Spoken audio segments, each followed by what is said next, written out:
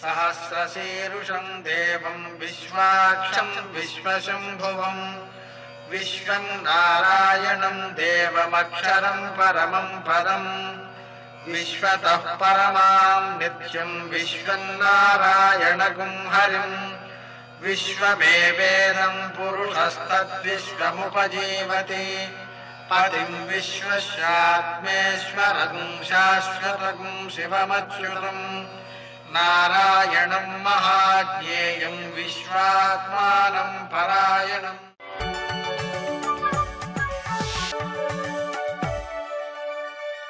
सूर्यशौर्यमथेन्दुरिन्द्रपदवी सन्मङ्गलं मङ्गलम्।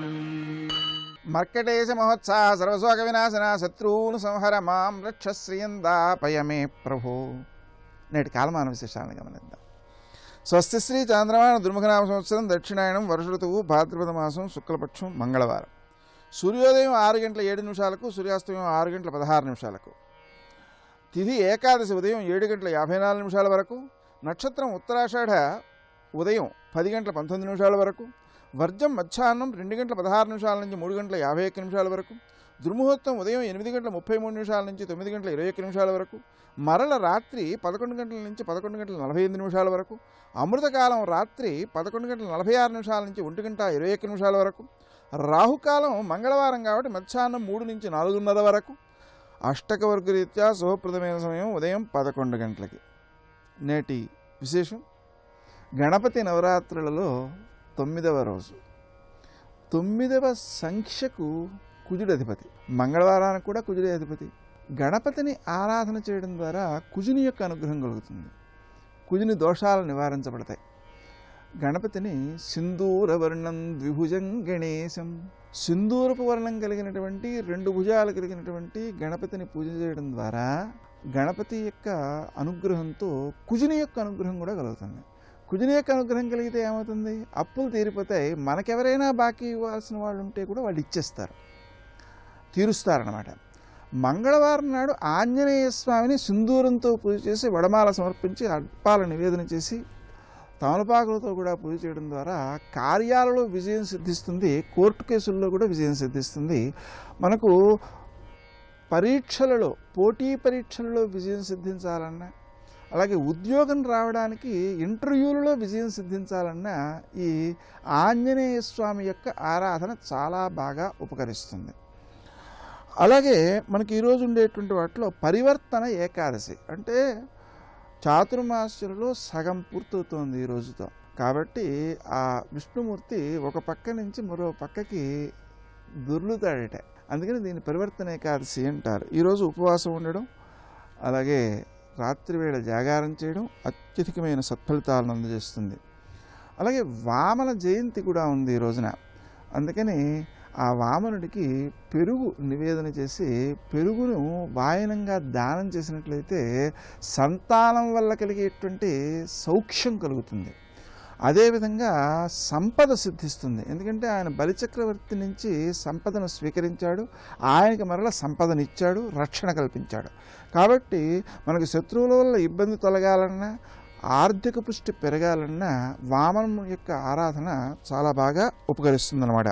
అదేవిధంగా మనం ఈరోజు చేసేటువంటి కార్యక్రమాలలో గణపతి యొక్క ఆరాధన చేస్తాము. 9వ రోజు కాబట్టి మనం గణపతిని మామూలుగా పూజ చేసి ఎత్తుతూ ఉంటాం, కానీ మంగళవారం నాడు ఎత్తకూడదు.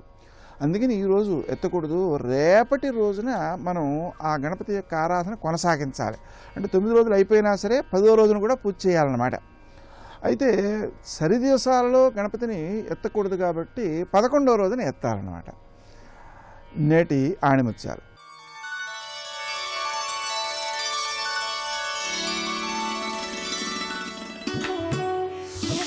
భక్తి మూలంగానే సర్వం లభించును.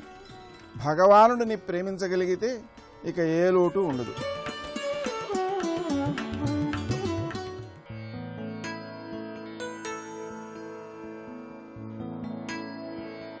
ఇరవై 24 గంటలు ఆగక నిన్ను నడిపించే ఉచ్ఛ్వాస నిశ్వాసాల ఉనికిని గుర్తించవెందుకు? అమృతమయమైన ఆ శ్వాసక్రియని ఆస్వాదించవెందుకు? ఓం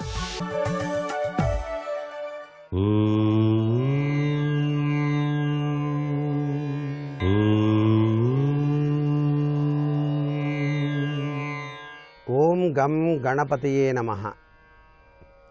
గణేష నవరాత్రుల్లో నవగ్రహాల రీత్యా విశిష్టవంతమైనటువంటి తత్వచింతనతో ఏ గ్రహం ఏ రీతిన అర్చన చేసినట్లయితే ఆ గ్రహ దోష నివృత్తిని మనం సాధించుకోవచ్చు అనే విషయాన్ని తెలుసుకుంటూ దీనిలో భాగంగా ఈరోజు రాహుగ్రస్త దోషం ఉన్నటువంటి వాళ్ళు ఏ తీరున స్వామిని ఆరాధన చేసినట్లయితే సత్ఫలితాన్ని పొందవచ్చో తెలుసుకుందాం.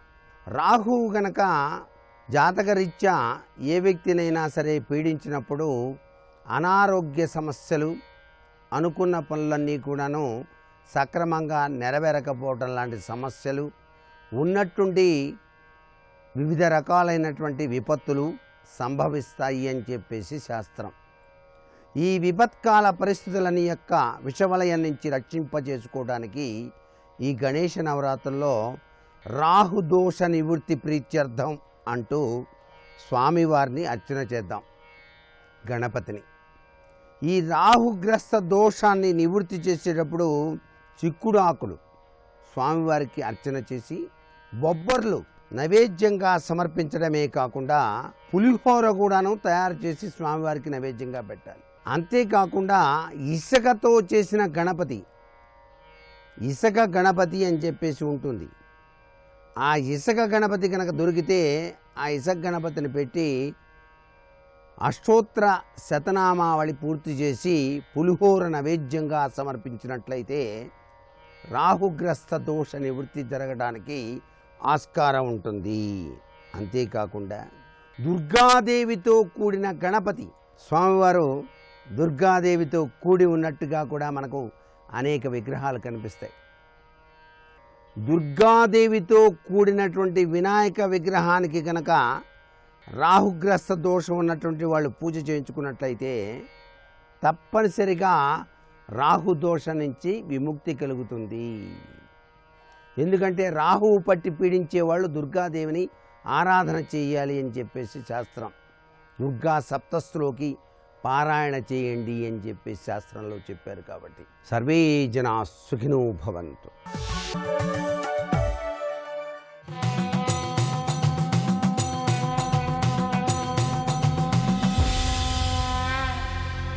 శతక సాహితీ సరస్వతికి నమస్కారం. గతి నీవే సుమ్ము నీవతివేగరమ్ము నా మతి వాదుకుమ్ము కామితములిమ్ము కృపశాలివెన్న నే అపచారినన్న ఇంత పరాకు నీకున్న నెపమురన్నా దీనుల మాట ఎందైన నీ చెవినాట పూను మచ్చోట పెంపూను తేట పరులనే కోర సంసరణ పారావార తరణంబుజేయ దేవరదే భారమనుచునున్నాడ రక్షించు మార్తివీడ భావజ విలాస హంసలదీ వివాస లలిత కృష్ణాబ్ధి సంగమస్థల విహార పరమ కరుణాస్వభావ గోపాలదేవా. ఓ వేణుగోపాలస్వామి, గతి నీవే సుమ్ము నీవతివేగరమ్ము నా మతి పాదుకొమ్ము కామితములిమ్ము. నాకు నువ్వు తప్ప వేరే ఇంకెవ్వరూ దిక్కులేరయ్యా. నా గతి నీవే సుమ్ము నీవతివేగరమ్ము, చాలా తొందరగా రా. నా మతి పాదుకొమ్ము, నా మనస్సులో నిండి ఉండు. నా మనస్సుని నీకు సర్వసమర్పణ చేస్తున్నాను. కామితములిమ్ము, నాకు కావలసినటువంటి నా జీవితావసరాలన్నీ కూడా నువ్వే చూసుకో. నన్ను నేను నీకు సమర్పణ చేసుకున్నానయ్యా. ఇక నన్ను ఎలా రక్షించాలో, నాకు ఏమివ్వాలో నువ్వే ఆలోచించుకో. కృపశాలి వెన్న నేనపచారినన్న ఇంత పరాకు నీకున్న నెపమురన్న. నువ్వేమో కరుణాస్వరూపుడవు అని నేను భావిస్తున్నాను. నేను అపచారినని స్పష్టంగా నీకు తెలియజేస్తున్నా. నా తప్పులన్నీ క్షమించమని వేడుకుంటున్నా.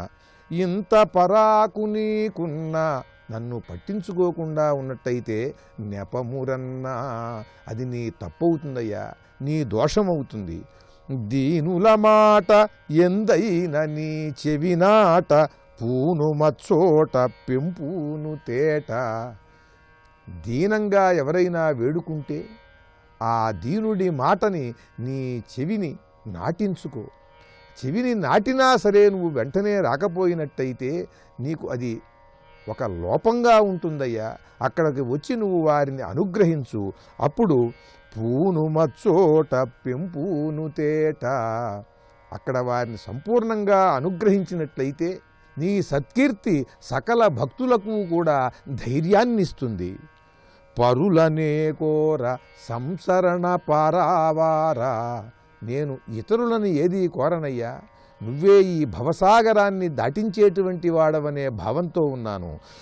సంసరణ పారావార పరులనే కోర తరణంబు చేయ దేవరదే భారమనుచునున్నాడా. నన్ను ఈ భవసాగరం దాటించేటువంటి బాధ్యత నీదేనయ్యా అని నేను భావిస్తున్నాను. నీకు శరణాగతి వేడి ఉన్నాను.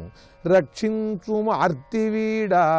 నా బాధలన్నీ తొలగిపోయే విధంగా వచ్చి నన్ను ఆదుకో. భావజ విలాస హంసల దీవివాస పరమ కరుణాస్వభావ గోపాలదేవ అంటూ ఆ శ్రీకృష్ణుడి పట్ల ఆరాధనాభావంతో సర్వసమర్పణ బుద్ధితో అద్భుతమైన పద్యరచన చేసి గొప్ప శతకాన్ని మనకు అందించిన మహాకవి, వ్యంగ్య వైభవ సార్వభౌముడు, కాసుల పురుషోత్తముని హంసలదీవి వేణుగోపాల శతకంలోని మరి ఒక పద్యం గురించి రేపు ఉదయం తెలుసుకుందాం. ఓం శ్రీ వేణుగోపాల స్వామినే నమః. వక్రతుండ మహాకాయ కోటి సూర్య సమప్రభా నిర్విఘ్నం కురు మే దేవ సర్వకార్యేషు సర్వదా. పరమశివుడు అర్ధనారీశ్వర స్వరూపంలో ఉంటాడు.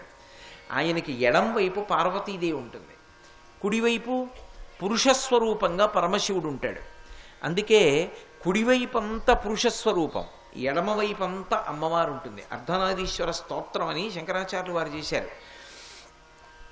ఇటువైపు నుంచి చూస్తే అమ్మవారు, ఇటువైపు చూస్తే పరమశివుడు. అలాగే కొడుకు కూడా ఇటువైపు నుంచి చూస్తే అమ్మవారు, అటువైపు నుంచి చూస్తే అయ్యవారు. ఇంతకే అమ్మవారా అయ్యవారా? నువ్వేమనుకుంటే అది.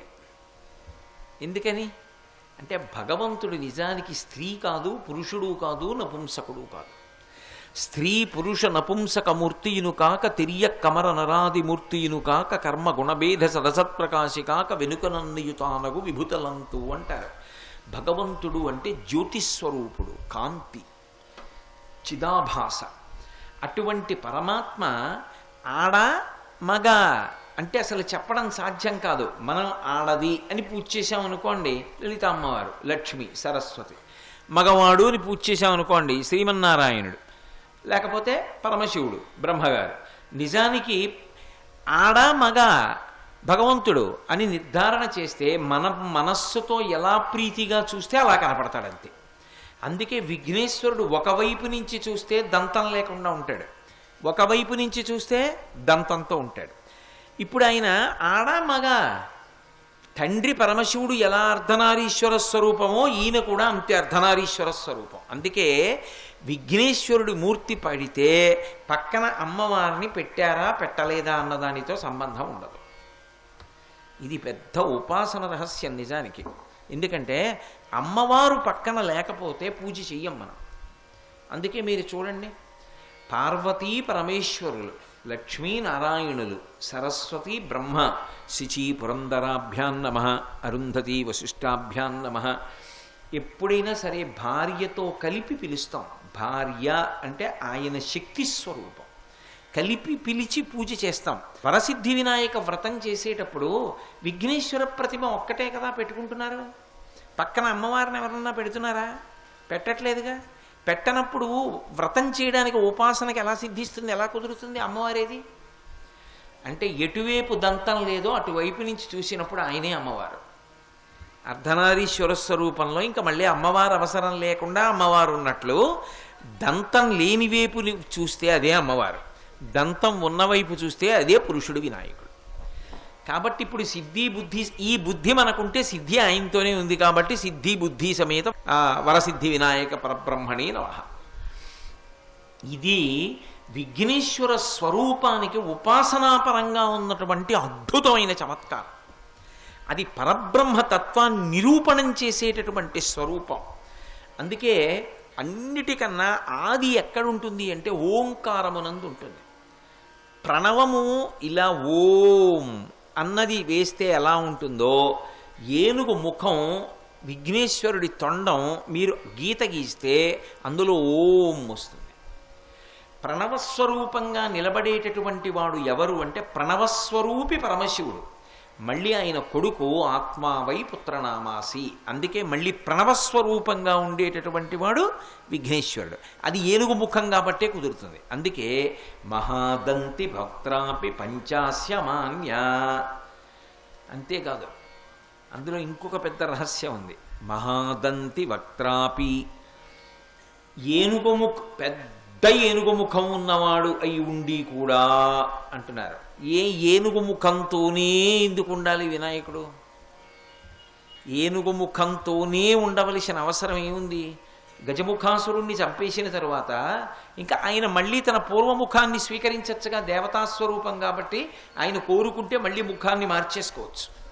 కానీ ఆయన ఏనుగు ముఖంతోనే ఉండిపోయాడు. ఎందుకు ఏనుగు ముఖంతోనే ఉండాలి అంటే, సంస్కృత భాషలో ఒక చమత్కారం ఉంది. సంస్కృత భాషలో ముఖము అన్న మాటకి నోరు అన్న మాటకి రెండు పదాలు లేవు. ముఖం అంటే నోరు, ముఖం అంటే ముఖం. మళ్ళీ నోటికి వేరే మాట లేదు. వక్త్రం అంటే ముఖం, వక్త్రం నోరు. శ్రీముఖం అన్నాను అనుకోండి, మంచి నోరు. కాదు నేను ముఖం గురించి చెప్తాను అనుకోండి, ముఖం తప్ప. ముఖం మనకి తెలుగులో అయితే ఆయన ముఖం చూడండి అన్నారనుకోండి ఇదంతా, ఆయన నోరు చూడండి అన్నారనుకోండి ఇది ఒక్కటి. సంస్కృతంలో ముఖానికి ఒక పేరు, నోటికి ఒక పేరు, రెండు పదాలు లేవు. ఇది విచిత్రం. సంస్కృత భాష మొత్తంలో ఇదో విచిత్రం. నోటికి ముఖానికి ఒకటే పదం సంస్కృతంలో. ఇప్పుడు మహాదంతి వక్త్రాపి, శంకరాచార్యుల వారు ఇక్కడ పెట్టే రహస్యాన్ని తీసుకెళ్ళి, మహాదంతి యొక్క వక్త్రంతో ఉండిపోయాడు ఆయన, ఏనుగు ముఖంతో ఉండిపోయాడు. ఎందుకు ఏనుగు ముఖంతో ఉండిపోవాలి అంటే, ఒక మనుష్యుని యొక్క జీవితము ఎలా ఉండాలి అనేటటువంటి దానికి నిరూపణం చేస్తుంది ఏనుగు యొక్క ముఖం. మిగిలిన ముఖాలు ఏవీ కూడా మనిషి జీవితం ఎలా ఉండాలో చెప్పవు. మనిషి జీవితం ఎలా ఉండాలో చెప్పేది ఏనుగు ముఖం ఒక్కటే చెప్తుంది. ఎందుకని? మనుష్యుల ముఖాలన్నిటిలోనూ కూడా కదిలేవి 4 ఉంటాయి. మీరు గమనించండి, ముఖం ఉందనుకోండి, ముఖం అంటే పక్కన చెవులు ఉంటాయి, కళ్ళు ఉంటాయి, కనుబొమలు ఉంటాయి, ముక్కు ఉంటుంది, నోరు ఉంటుంది. ఇందులో కదిలేవి 4. ఏవి? 2 కనురెప్పలు కదులుతాయి పైకి కిందకి, పెదవులు కదులుతాయి పైకి కిందకి. ఇందులో మీరు బాగా ఈ విషయాన్ని గమనించాలి సుమా. శంకరాచార్యులు వారు ఒక మాట అన్నారంటే అన్ని రహస్యాలు దాస్తారు ఆయన. కనురెప్పలు కంటిలో అంతర్భాగం కాదు. ఎందుకంటే చూసే శక్తి కనురెప్పకి లేదు. కంటికి ఉంది కానీ కనురెప్ప చూడ్డానికి పనికి రాదు, కంటిని కాపాడడానికి పనికొస్తుంది అంతే. కానీ పెదవులు నోటిని ముయ్యడానికే కాదు, కంటిని కనురెప్ప మూసినట్టు పెదవులు నోటిని ముయ్యడానికే కాదు, మాట్లాడడానికి కూడా పనికొస్తాయి. మా అన్నది పెదవులు కదపకుండా పలకండి, మా అన్న అక్షరాన్ని, కుదరదు. ప పెదవులు కదపకుండా పలకండి, కుదరదు. పెదవులు కలిస్తేనే వచ్చే అక్షరాలు కొన్ని ఉన్నాయి, పెదవులు కలవకపోతే ఆ అక్షరాలు పలకవు. కనురెప్ప కదలకపోతే కన్ను చూడలేదు అన్నమాట మాత్రం లేదు. కనురెప్పకి చూపులో అంతర్భాగం లేదు, పెదవులకు మాటలలో భాగం ఉంది. బహు తక్కువ మాట్లాడి ఎక్కువ విని మౌనము చేత తరించు. ఇది లోకానికి సందేశం ఇచ్చేటటువంటిది. సమస్త మనుష్య జాతికి గురువుగా నిలబడి మాట్లాడగలిగినటువంటి ముఖం తనంత తానుగా ఉన్న ఏకైక ప్రాణి ఏనుగు. అందుకే ఏనుగు ముఖానికి అంత గొప్పతనం ఉంది. మహాదంతి వక్త్రాపి అని శంకర భగవత్పాదులు అనడానికి కారణం అది. అంత పెద్ద ఏనుగు ముఖం ఉన్నవాడు. అందుకే విఘ్నేశ్వరుడికి దండం పెట్టుకోండి అని పిల్లలతో దండం పెట్టిస్తుంటారు తప్పకుండా. ఎందుకని? నువ్వు తెలుసుకోవడం కాదు, ఎక్కడ ఎంత మాట్లాడాలో తెలిసి ఉండడం కూడా చాలా అవసరం. ఎక్కడ మాట్లాడుతున్నప్పుడు ఏది జ్ఞాపకం రావాలో అది రావాలి. ఎక్కడ ఎక్కువ మాట్లాడకూడదో అక్కడ మాట్లాడకుండా కూర్చోగలగాలి. నోటికి చెయ్యడ్డు పెట్టుకుని మనుష్య ప్రాణి ఎలా బ్రతకాలో సూచించేటటువంటి ముఖము తనంత తానుగా ఉన్నవాడెవరు అంటే విఘ్నేశ్వరుడు. ఏనుగు ముఖాన్ని మీరు తెలిసి కానీ తెలియక కానీ చూశారనుకోండి. అందుకే పూర్వం మహారాజుల ఇంటి ముందు ఎప్పుడూ కూడా ఏనుగులు నిలబడి ఉండేవి. ఎక్కడో ఏనుగుల శాలలో కట్టడం కాదు, మహారాజు ఇంటి ఎదురుగుండా ఏనుగులు ఎప్పుడు ఘీంకరిస్తుంటాయి. రావణాసురుడు పరమశివుడి మీద స్తోత్రం చేశాడు. స్తోత్రం చేసి దానికి ఫలశ్రుతి చెప్పాడు. ప్రతిరోజు ప్రదోష వేళలో ఎవరు ఈ స్తోత్రం చదువుతారో వాళ్ళ ఇంటి ముందు ఏనుగులు తొండములెత్తి ఘీంకరిస్తుంటాయి అన్నాడు. ఏనుగు ప్రతిరోజు చూడబడినా, ఏనుగు కనపడినా, ఆఖరికి కలలో ఏనుగు కనపడ్డా అది ఏదో విశేషమైన అదృష్టాన్ని కటాక్షిస్తుంది. ఏనుగు ముఖాన్ని ఒకసారి చూస్తే చాలు ఐశ్వర్యం కలుగుతుంది, పీడ పోతుంది. అంత గొప్పది ఏనుగు. ఎందువలన అంటే ఏనుగు యొక్క కుంభస్థలంలో లక్ష్మీదేవి ఉంటుంది. అందుకే ఒక చక్రవర్తి వెళ్ళాలి అంటే ఏనుగు యొక్క కుంభస్థలానికి దగ్గరగా అంబారీ కట్టి కూర్చోబెడతారు. ఎందుకని? ఆయన చక్రవర్తి కాబట్టి లక్ష్మీ స్థానం మీద పెడతాడు. సర్వం శ్రీ ఉమామహేశ్వర పరబ్రహ్మార్పణమస్తు. స్వస్తి.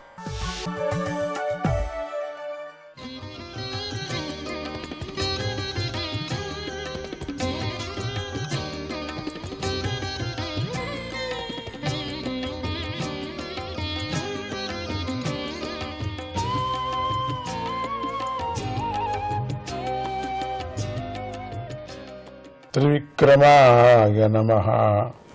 పంచమ స్కంధం దీంట్లో వస్తున్నాం. శ్రీకృష్ణ పరబ్రహ్మణే నమః.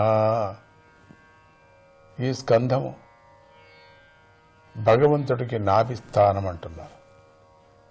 ఈ స్కంధంలో గొప్ప గొప్ప విషయాలు చెప్పబడ్డాయి. గృహస్థుడై జీవనం సాగిస్తూ ఆత్మారాముడిలాగా ఉన్న ప్రియవ్రత మహారాజు యొక్క కథ,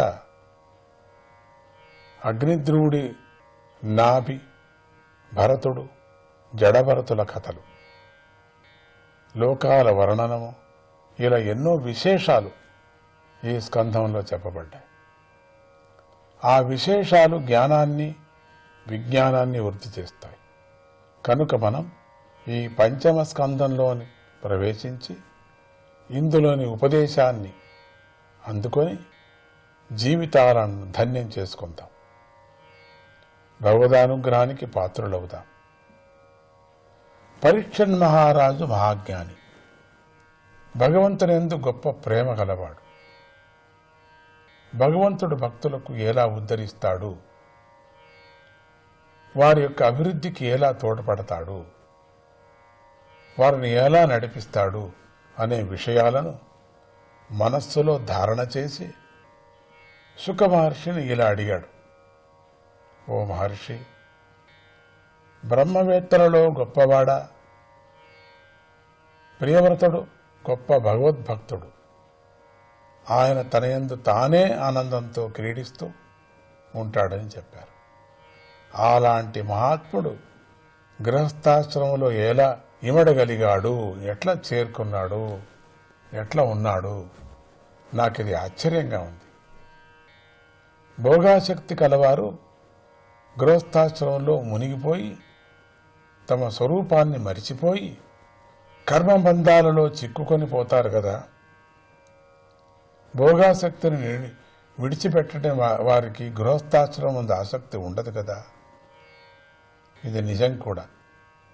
మహతాం ఖలు విప్రర్షే ఉత్తమ శ్లోక పాదయోగో ఛాయా నిర్వృత చిత్తారాం న కుటుంబే స్పృహామతి. వేదాల సారము తెలిసిన ఓ మహర్షి, పుణ్యకీర్తి కలవాడైన శ్రీహరి యొక్క పాదాల నీడను ఆశ్రయించిన మహాత్ముల మనస్సు శాంతంగా ఉంటుంది. అటువంటి వారి బుద్ధిలో సంసారమందు కోరిక ఉండదు కదా. భార్య, ఇల్లు, కుమారులు మొదలైన వారి యందు చిక్కుకొని ఉన్న ఆ ప్రియవర్త మహారాజుకు శ్రీకృష్ణుని పట్ల దృఢమైన భక్తి ఎలా కుదిరింది? ఆయనకు ఆత్మజ్ఞానం ఎలా ఉదయించింది? ఎట్లయింది? అదేలా సంభవమైంది? నాకు ఈ విషయంలో పెద్ద సందేహంగా ఉంది, దయచేసి చెప్పండి అని అడిగాడు. అప్పుడు సుఖమహర్షి ఇలా చెప్పాడు. ఓ పరీక్షిత్ రాజా, మంచి ప్రశ్నను అడిగావు. శ్రీహరి యొక్క పాదపద్మాలనడి తేనె యొక్క రుచిని రుచి చూసిన వారు, దాని యందే గాఢమైన మనస్సు గలవారు ఇలా అన్వయం చేసుకుంటారు. శ్రీహరి కథను తమ స్వీయ అంటే సొంత సాధనంగా భావిస్తారు. హరి మీదనే మనస్సు నిలుపుతాడు. వాళ్ళు ఆత్మజ్ఞానులకు శ్రీహరి ఆత్మీయుడుగా దర్శనమిస్తాడు. అందుచేత తమ శుభకరమైన మార్గంలో ఏ కొద్ది విఘ్నాలు వచ్చినా సరే వారు ఆ మార్గాన్ని విడిచిపెట్టకుండా ఉంటారు. రాకుమారుడైన ప్రియవ్రతుడు భగవంతుని భక్తులలో చాలా గొప్పవాడు. ఒకనాడు ఆయన నారద మహర్షి యొక్క అనుగ్రహం సంపాదించి పరబ్రహ్మ స్వరూపాన్ని తెలుసుకొని ఆత్మనిష్టయందే జీవితాన్ని గడపటానికై దీక్ష వహించాలని నిశ్చయించుకొని సిద్ధపడ్డాడు. కానీ శాస్త్రం చెప్పిన గొప్ప రాజగుణాలు ఏవైతే ఉన్నాయో అవన్నీ ప్రియవ్రతంలోనే ఉన్నాయి. అందుచేత తండ్రి గారు ప్రియవ్రతుడిని రాజ్యం చెయ్యమని ఆజ్ఞాపించారు.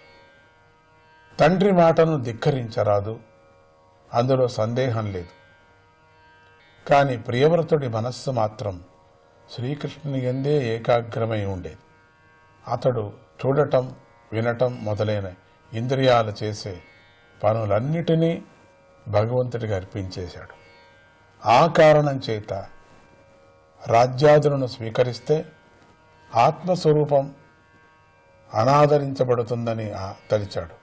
అందుచేత రాజ్యాధికారం అతడికి నచ్చలేదు. రాజ్యము మొదలైనవి మిథ్యే అయినా అవి ఆత్మస్వరూపాన్ని కప్పివేయటంలో గొప్ప సమర్థవంతమైనవి అని ప్రియవ్రతుడికి బాగా తెలుసు. త్రిగుణాత్మక అయిన ప్రకృతి యొక్క వికారం చేత ఈ జగత్తు ఏర్పడింది. ఈ జగత్తు యొక్క సమృద్ధిని గురించి బ్రహ్మదేవుడు ఎప్పుడూ ఆలోచిస్తూ ఉంటాడు. సకల జీవుల అభిప్రాయం ఆయనకు బాగా తెలుసు. ఒకనాడు బ్రహ్మదేవుడు రూపం దాల్చిన వేదాలతోనూ చుట్టుముట్టిన దేవతా పరివార బృందంతోనూ సత్యలోకం నుండి భూలోకానికి వచ్చాడు. దేవతల ఆకాశంలో అక్కడక్కడ వరుసగా నిలిచిన విమానాలయందు నిలిచి బ్రహ్మదేవుణ్ణి పూజించారు. ఆ మార్గమంతటా సిద్ధులు, గంధర్వులు, సాధ్యులు, చారణులు, మహర్షులు గుంపులు గుంపులుగా చేరి బ్రహ్మదేవుని కీర్తించారు. అప్పుడు ఆయన చల్లని చంద్రుడిలాగా గంధమాధవ పర్వతం యొక్క లోయను ప్రకాశింపజేస్తూ ప్రియవ్రతుడి వద్దకు వచ్చారు. ఆ సమయంలో అక్కడ ప్రియవ్రతునితో పాటు ఆయన తండ్రి అయినటువంటి మనువు నారద మహర్షి కూడా ఉన్నారు. నారద మహర్షి తన తండ్రి గారు హంసవాహనం మీద వస్తున్నారని గుర్తించి వెంటనే లేచి నిలబడ్డాడు. మనువు ప్రియవ్రతులతో కలిసి బ్రహ్మదేవుణ్ణి పూజించి స్తుతించాడు. తర్వాత వారందరూ బ్రహ్మదేవుడి గుణాలను, అవతార విశేషాలను గొప్పగా కీర్తించారు.